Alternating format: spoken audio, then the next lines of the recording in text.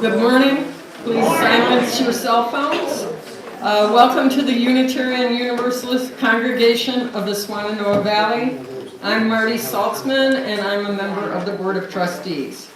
We are a welcoming, supportive congregation, and we encourage you to join us in the quest for spirituality, justice, and community.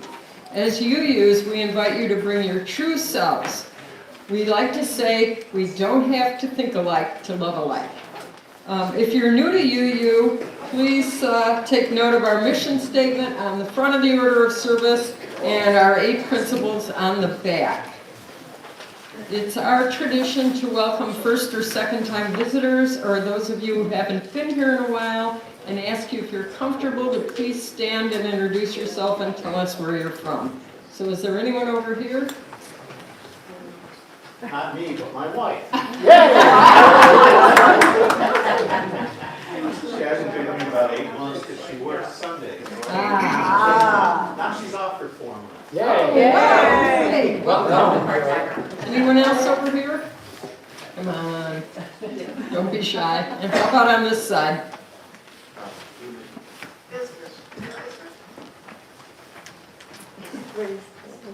Are you a new person? Are you Yeah. a newcomer? Yeah, I'm a new person. He's a new person. He's from out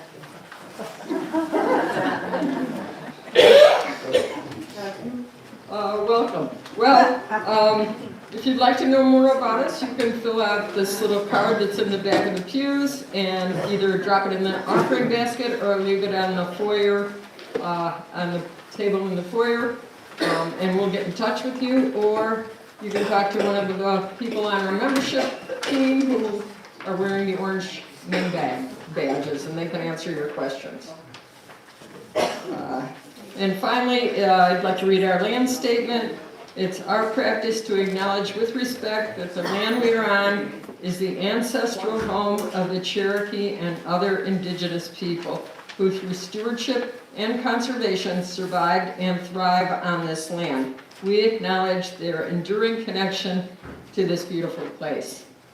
And finally, just one brief announcement. There will be no Sunday morning service on December 24th, but we invite you to join us for our candlelight Christmas Eve service, which starts at 5. And now, yeah, no potluck. And now, let the service begin.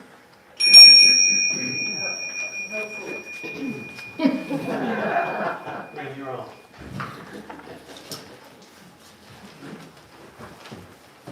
Well, good morning. Good morning. It is a lovely morning, even though it's a little gray. We'll light it up. Okay. These opening words are from Unitarian Universalist Betsy Darr. She says, "May the light of this chalice give light and warmth to our community when we are joyful and when we are in despair. And may we feel the warmth spread from our circle to wider and even wider circles until all know that they belong in the great circle of life." Please rise as you are willing and able. Thank you, Diane. And join in our opening hymn this morning, number 34. Though I may speak with bravest fire, number 34.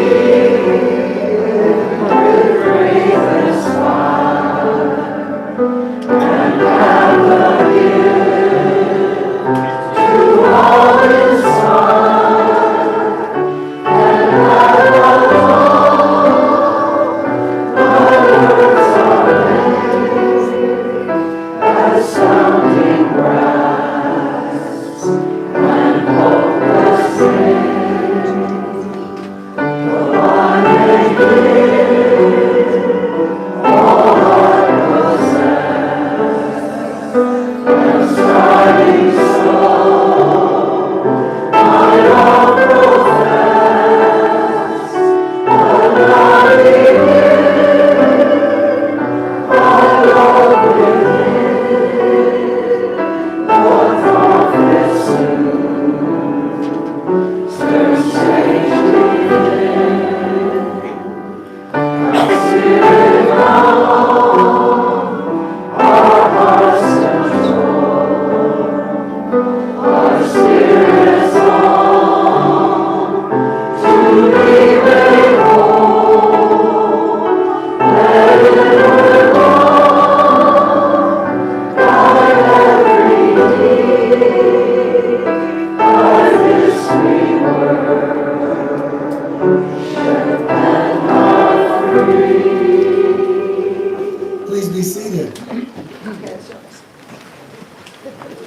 our responsive reading this morning, number 592, from Unitarian Christian minister William Ellery Channing. We'll read this responsively. I call that mind free which masters the senses and which recognizes its own reality and greatness.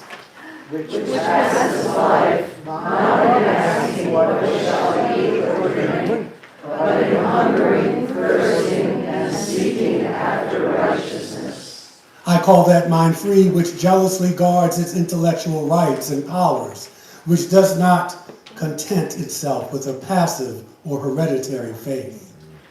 Which opens itself to light whensoever it may come, which receives new truth as thinking from heaven.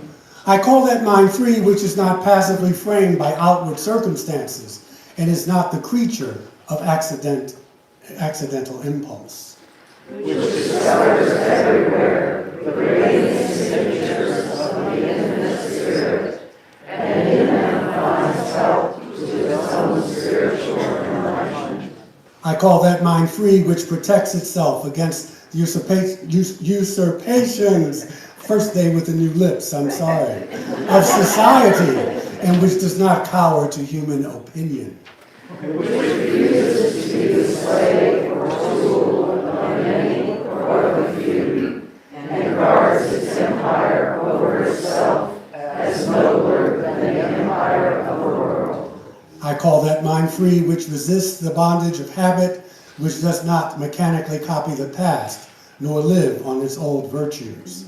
But which listens for new and higher emotions and rejoices to pour itself forth in fresh and higher exertions. I call that mind free which sets no boundaries to its love, which, wherever they are seen, delights in virtue and sympathizes with suffering. Which recognizes all human beings the image of God and the rights of God's children, and offers itself up to a willing sacrifice to the cause of humankind. And finally, I call that mind free which has cast off all fear, but that of wrongdoing, and which no menace or peril can enthrall. Which is calm in the midst of tumults, and possesses itself, though all else be lost.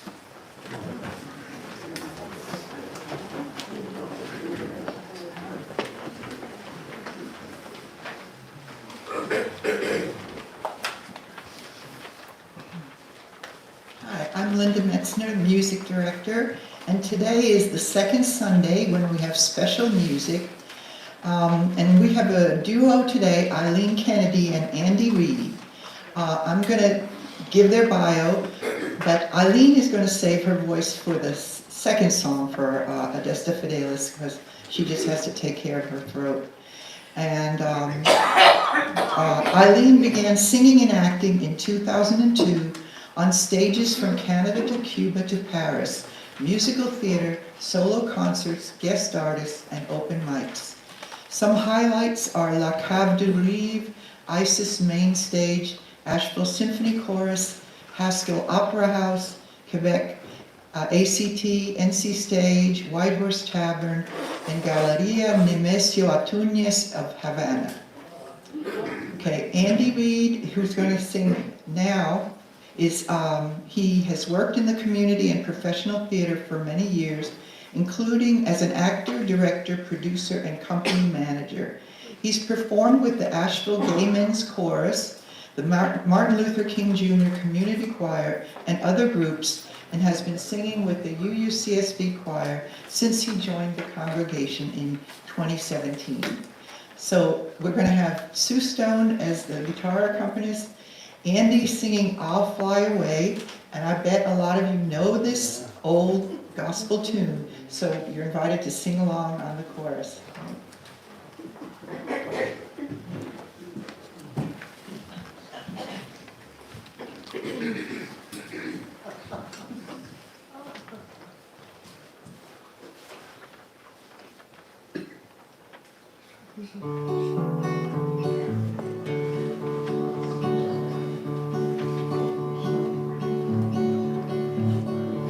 Some bright morning when this life is o'er, I'll fly away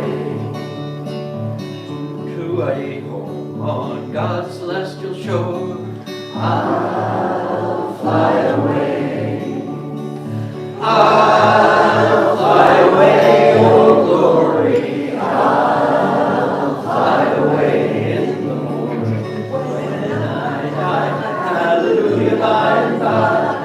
I'll fly away when the shadows of this life have gone. I'll fly away like a bird from these prison walls. I'll fly.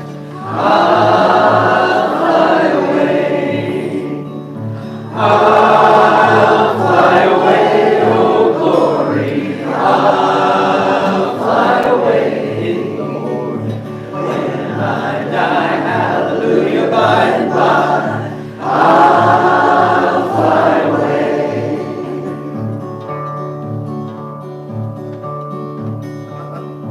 Oh, how glad and happy when we meet. I'll fly away. No more cold iron shackles on my feet.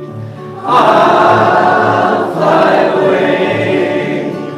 I'll fly away, oh glory. I'll fly away in the morning when I die. Hallelujah, by and by. I'll fly away.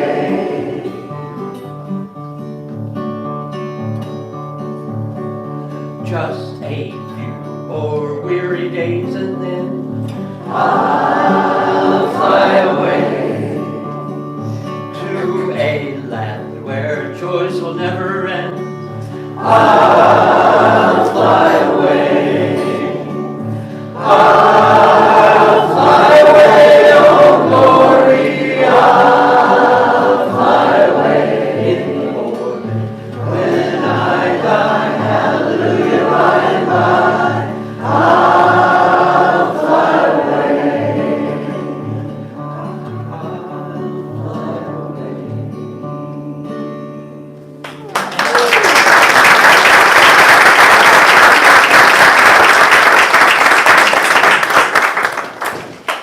All right, thank you. So, it's a time in our service when we invite you to, if you have a light in your life or some illumination, you can light a candle. If you've got an obstacle or a wall or a stone in your way, we have stones. Or you can mix it up. But come, the floor is yours.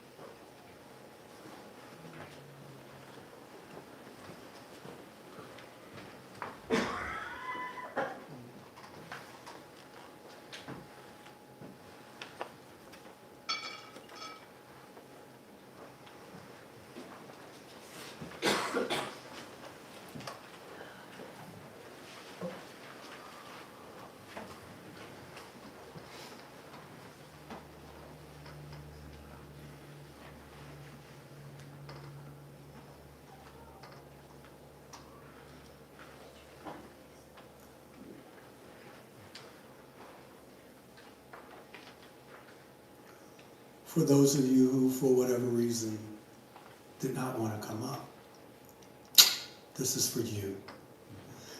Does anyone need me to bring the bowl to you?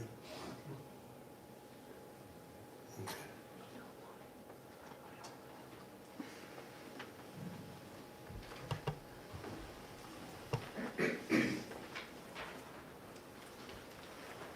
No one, one thing I love about the meditation time is that we don't have any place to hurry to get to. The time is yours. You don't have to be anywhere. You don't have to feel useful. So with that in mind, I invite you to center yourselves as you see fit. And we'll have a time of quiet after.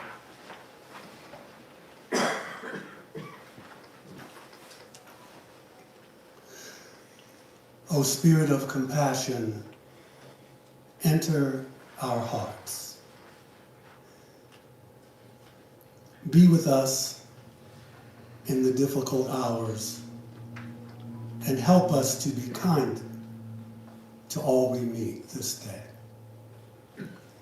O Spirit of unity, help us enter into the pain of our neighbors.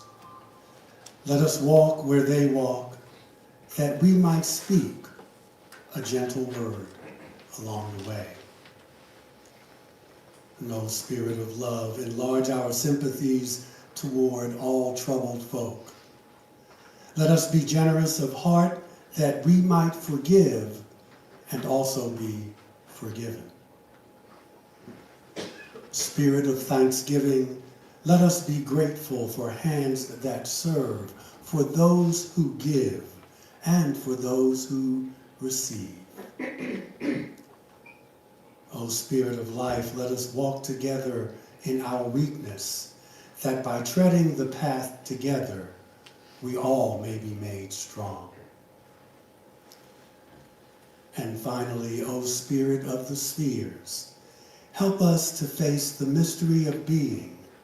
Secure us in the larger patterns that we can trust, and bless us on this holy day. And now, while our minds are one,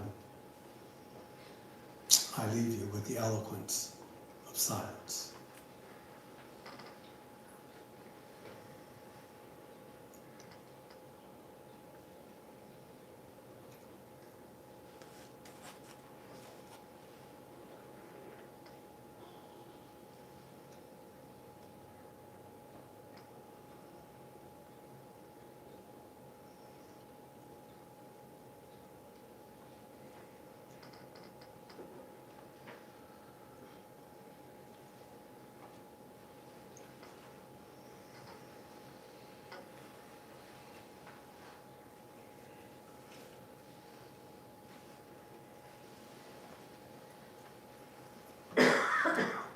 And so it is.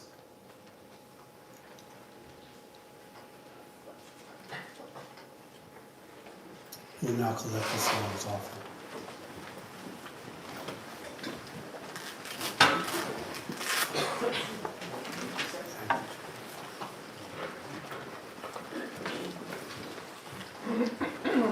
Arlene and Andy's second song is in your hymn book.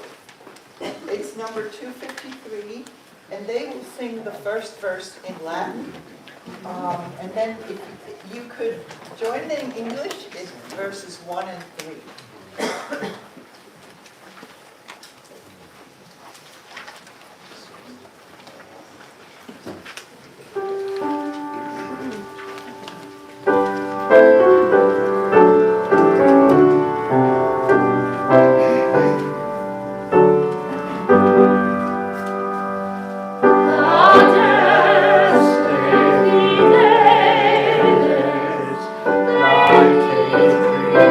Love.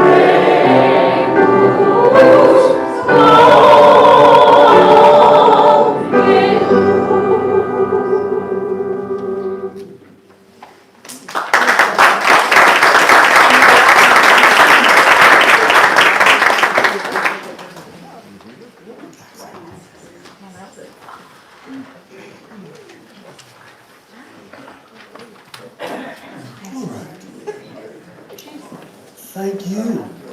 And thank you. I want to talk this morning about the self-centered self. We all have it. We've all been there, and we probably, hopefully, if we're a little more evolved, we catch ourselves when we start going there. But it's part of the human condition. And so we realize that there are people who are egotistical and self-centered. Doesn't necessarily make them bad people, but they do exist. One definition of the term ego is a person's sense of self-esteem or self-importance. For instance, if you say, for instance, you know, Michael really has a big ego.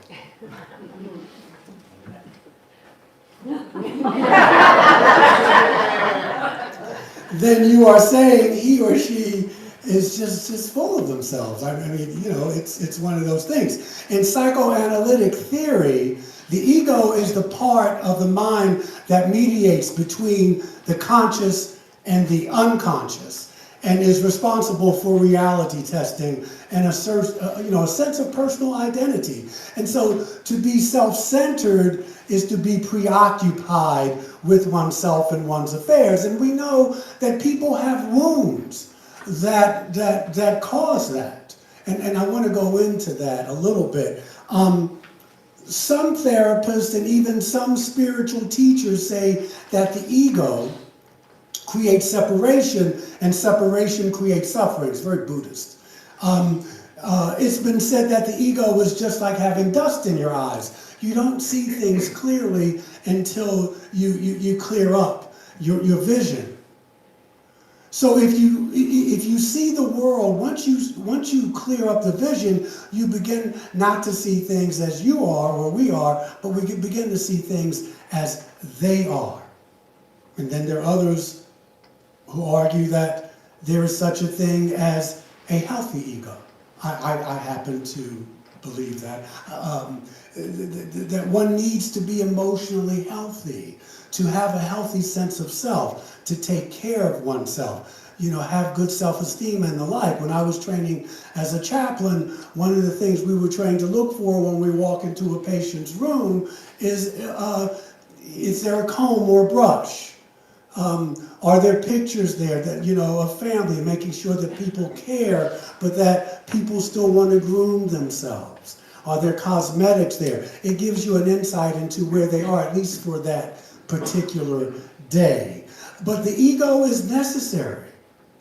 It is important for independent thinking and creativity. And so we need a healthy sense of ego to resist herd mentality and conformity.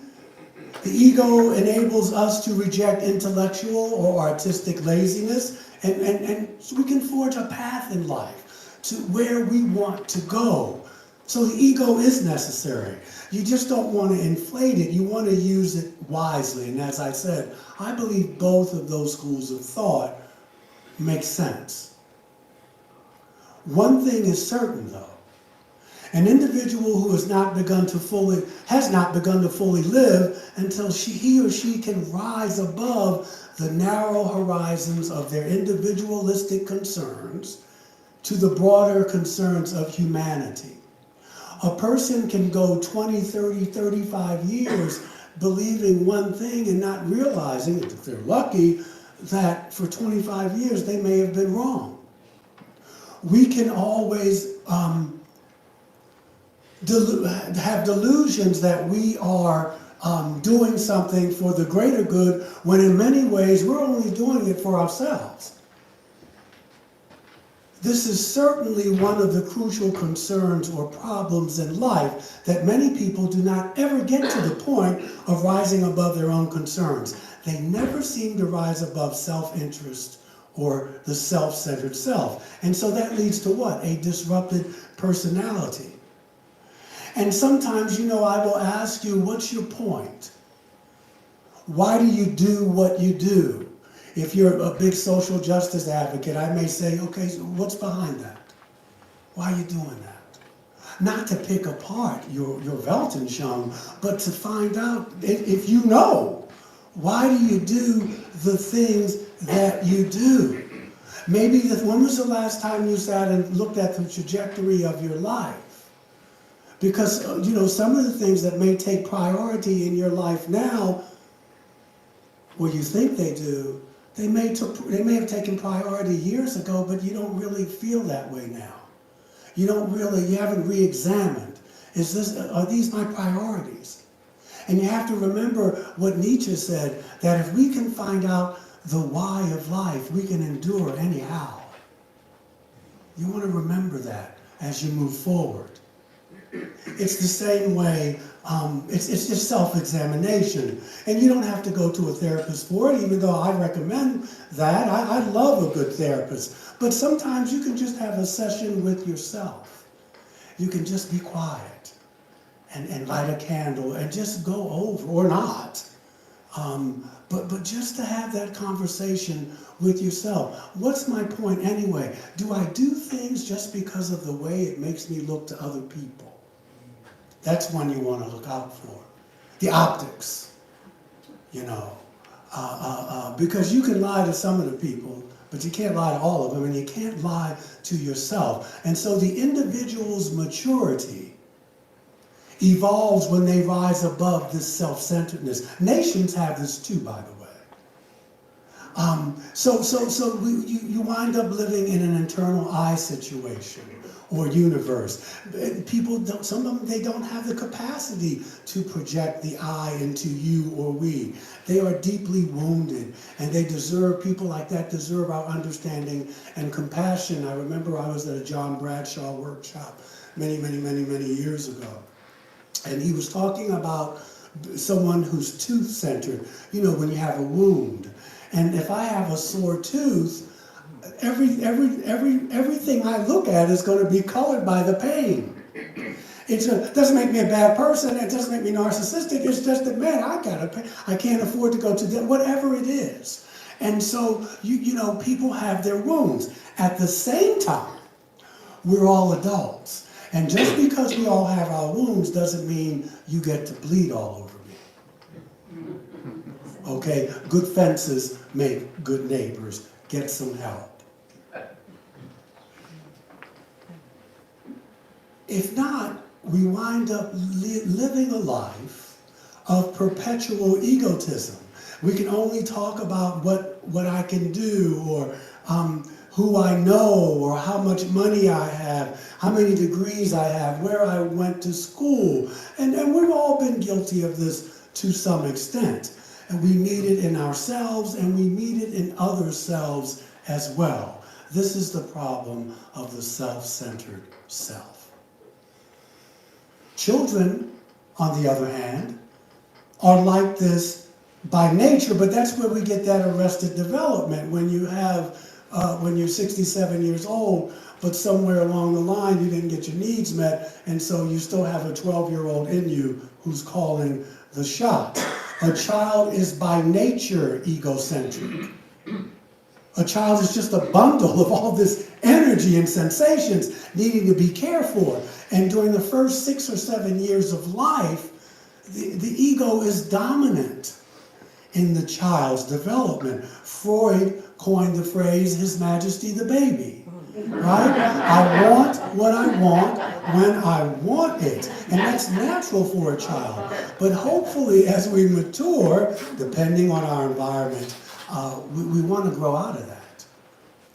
We need to grow out of that. We learn to take care of people simply because we care for them, and not what they can do for us, or not for what the optics of it. It's like a photo op. Look at me, I'm doing this. I'm a good person, so I must be doing this. You don't want that. We want to turn to higher loyalties. We may give ourselves to causes that we believe in to make a difference of good in the world. Nothing wrong with that. And so in some ways, we may say that the self-centered people may do this not because of an ethical issue. It's because of the wound. It's more of a psychological issue.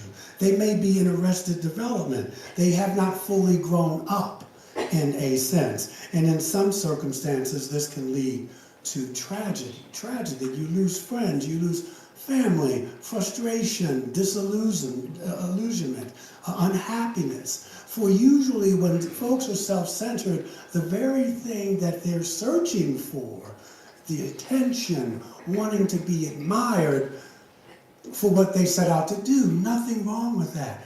But it also proves to be elusive because of that wound, and people don't want to be bothered with you. And so the very thing they seek, they push away. The self-centered person can also be extremely sensitive. Everything is taken personally. There's no sense of humor. Everything is seen as a critique because the wound that they have, they're so self-absorbed, life is not bending to their will. Things aren't going their way. I take my marbles and I go home. It's very difficult to live life when you are constantly at war with it.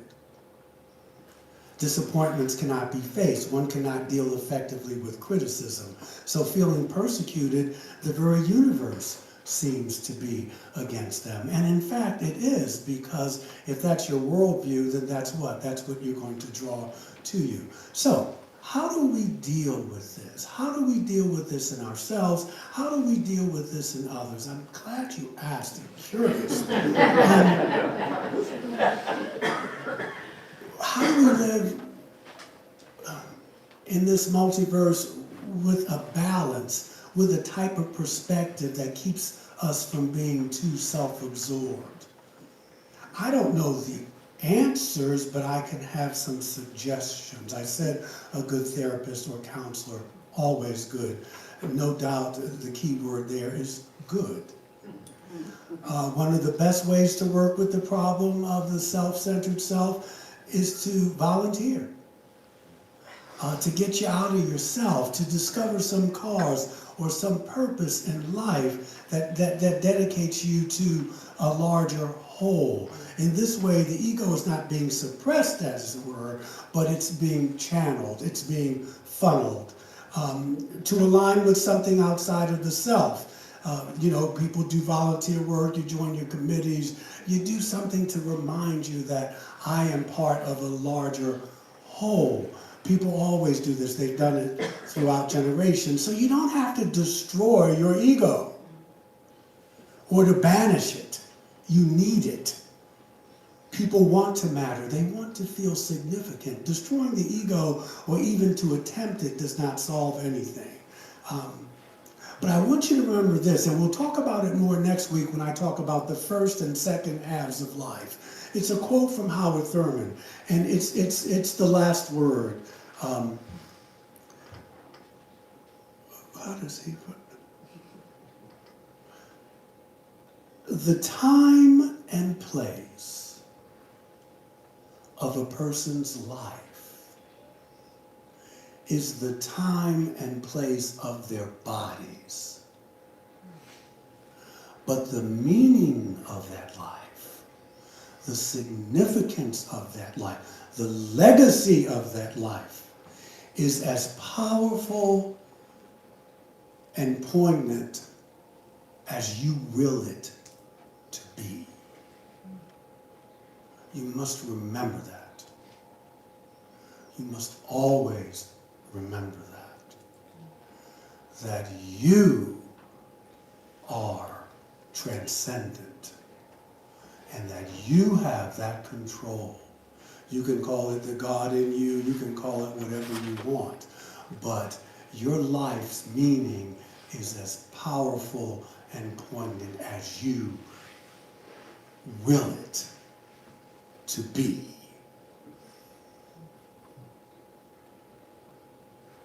The basic way to solve the dilemma of the ego is to ask ourselves. Unitarian Albert Schweitzer dedicated his life to those in Africa. Brother was a little paternalistic, but he was brilliant, and he had his wounds, and that's okay. You don't throw away somebody's life because you got a Rolls Royce, you got a little scratch on it, you don't get rid of it. He was a man of his time. He's celebrated as a wonderful, which he is. He was a Unitarian. Dr. King said the most persistent and urgent question is, what are you doing for others? That's the question. Florence Nightingale, finding meaning and a sense of belonging was by giving herself to the great cause of tending to the wounded in the war. She said, I can't stop the war, but I can help. There are many examples out there. Sometimes it's family, sometimes it's friends. I think this is what Emerson meant when he says, this is a wonderful quote, "Oh, see how the masses of men worry themselves into nameless graves, while here and there some unselfish soul forgets himself into immortality." Another way of rising above is to realize that you are where you are today. I am where I am today because I'm standing on the shoulders of someone else. I'm always standing on the shoulders of someone else, so I must keep my weight down. Someone helped us to get where we are today. Again, Brother Thurman, he says that we are all standing on the shoulders of someone else, but we're all trying to fit into a crown that we are slowly growing tall enough to wear. So when you see that, no matter how popular you are, no matter how good looking you think you are, no matter how much education you have, no matter how many shekels you have invested in your Bitcoin and what have you, someone in this universe helped you get it. When you genuinely see that, no one can really accuse you of being arrogant. You never get anywhere in the world without the forces of history, your ancestors, call it what you will. Cosmic companionship, King talks about. They're always there. You call spirit guides, call it what you will, but we're surrounded by them. And I wish they'd put some money in the plate. All of us are dependent on something or someone. You know, centuries ago, humankind believed that the earth was the center of the universe. It was a limited view of science. This was known as the geocentric theory. The earth was supposed to be the center of the universe. And then comes along Copernicus and Galileo and a few others. They said, no, the sun is the center. Then the Catholic Church says, no, we'll take care of that. We'll tell you what it is. And then, you know, people started vanishing. However, we come around. Catholic Church apologizes. This is life. This is life. It took them, 380 years? It doesn't matter. You apologized. And now we can move on from there. So I guess there's something in there about forgiveness. But it dials back the egocentricity. So in order to expand the sense of self, and this includes all non-human life as well, but in order to expand our sense of self, we have to realize that enlightenment, if you will, because that's what we're striving for, to become more evolved, is when a wave realizes that it's part of the ocean. It's that separation thing that keeps us from that reminds us that we come from the same source. There's a unity in our diversity, and we go back to that source when the game is over. When you really consider this perspective, you can enter the room of your life and you can take down all the mirrors because you no longer see yourself.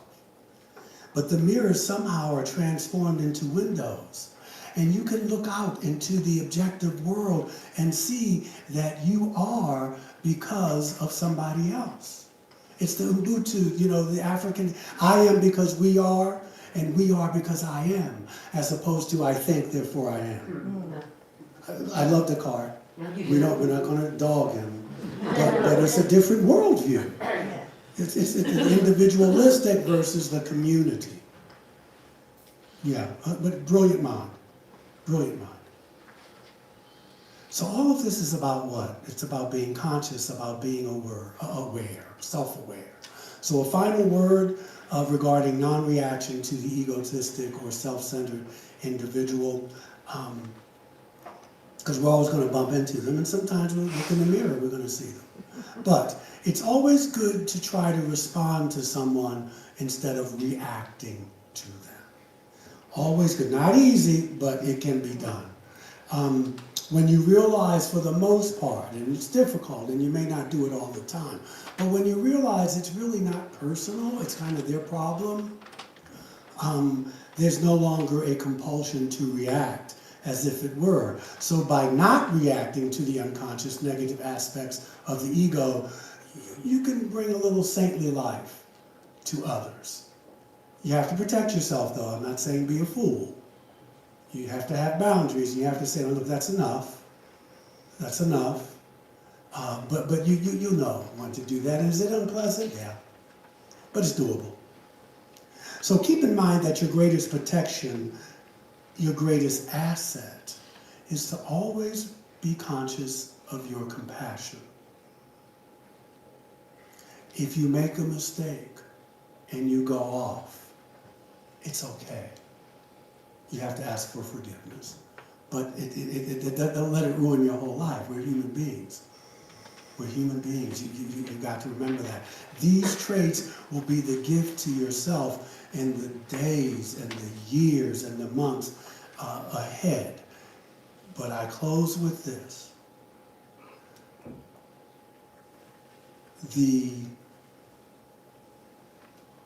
The place of a man or woman, the time and place of their life is the time and place of their bodies. Important. Important. Otherwise you wouldn't have memorial service. But the meaning of that life,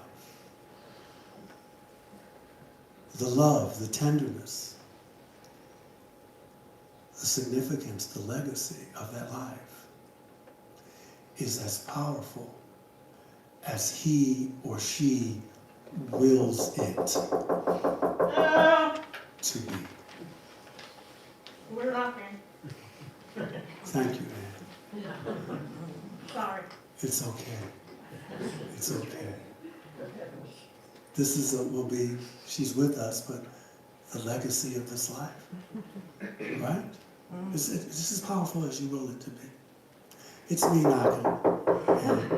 I'm knocking on the door of your heart. I'm glad you did because I fell asleep.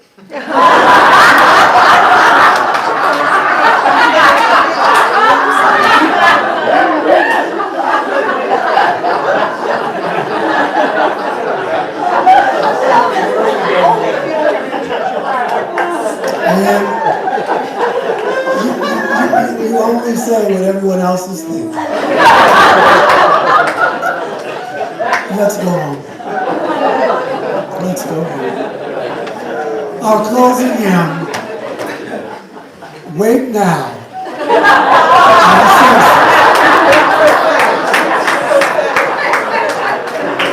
Number 298. Please rise as you are willing and able.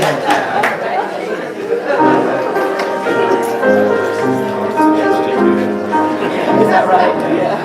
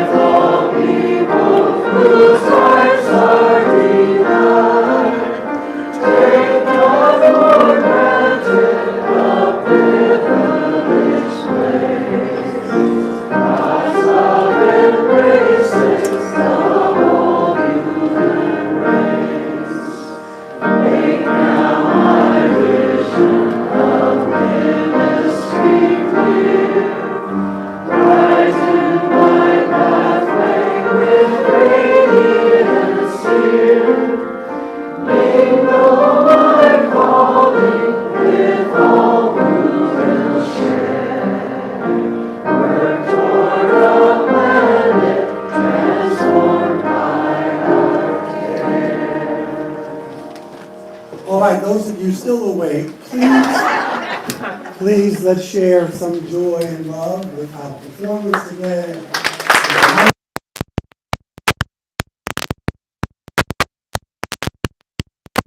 We'll have more of a Christmas Eve. I hope it puts you in the spirit a bit, and may love hallow every heart and every home.